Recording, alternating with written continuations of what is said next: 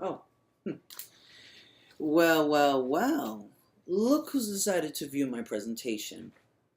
Hello, Mr. Big Mocker. Do you remember me? No? Well, you do have a lot of people to review, so let me remind you who I am. My name is Stephen Padwani, and I'm in the creative writing program here at Full Sail. Yeah, that's right. You remember now, don't you? I'm the guy who's going to make the next big graphic novel series. So, let me refresh your memory on my big story. It's called 4-Point View, a story I came up with after being inspired by the graphic novel series Sin City. Here's the story. Hillsborough City's three biggest gangs are currently holding a council meeting to negotiate a peace treaty to unite under one banner to rule. The current leader of the biggest gang in the city is Javier. Relinda, who's a leader of the rebel gang causing chaos not only for the citizens and police, but Javier's gang as well, is also present at this meeting. Richard Diaz, an undercover cop corrupted by power, runs Javier's main competition for overall control, accompanied by a known assassin by the name of Mr. Painkiller, who has recently found out his long-lost sister is living in the city and is on a quest to find her. Now, all is going well until it's revealed by Relinda that Richard is a cop and his plans to bust the other two gang leaders and rule backfires and erupts into a full-out war. Gunshots and yelling can be heard until all is silent. The police storm in moments later to witness the gruesome outcome of the battle.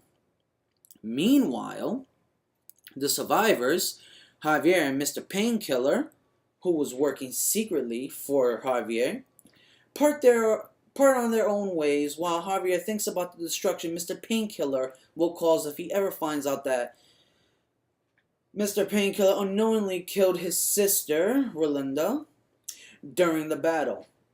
The story is told through the perspective of the four main characters, Richard, Relinda, Javier, and Mr. Painkiller, and the events that lead them to the situation.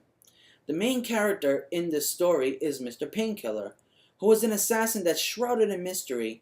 However, it's slowly revealed he's been on a quest to find his last living relative, his sister, whom he only remembers her when she was a baby.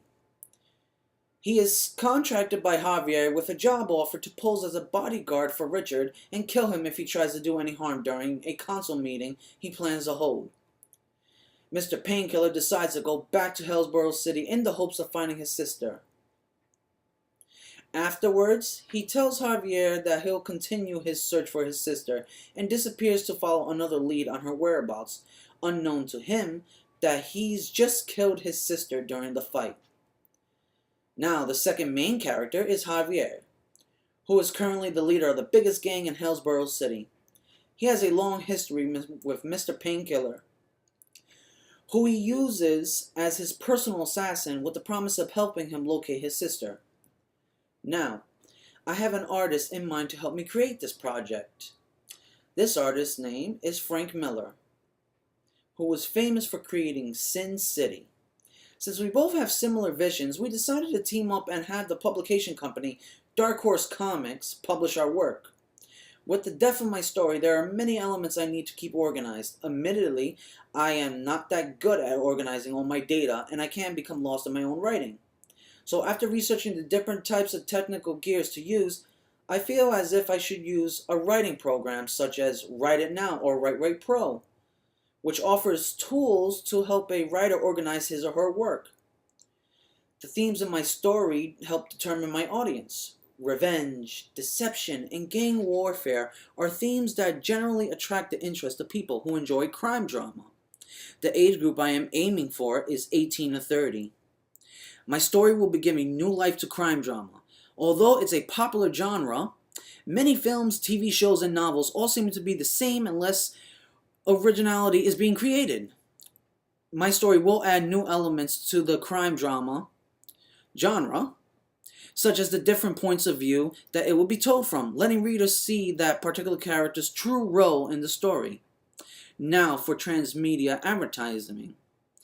It's rare to see a book or graphic novel advertised using television commercials, which might be a gamble for me to use. But if I were to hire a few actors to play out a few scenes from my graphic novel, it might catch the attention of my audience.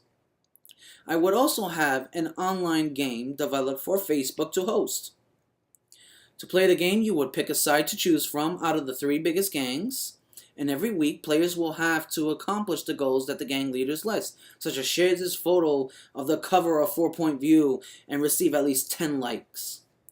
Now, the reason behind these games on Facebook is that the fans will spread the word about the story using the social media game and would be having fun at the same time.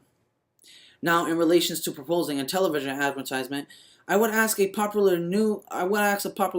cable network to promote my graphic novel. One network in particular is AMC. AMC features a popular television show based off a graphic novel series called The Walking Dead.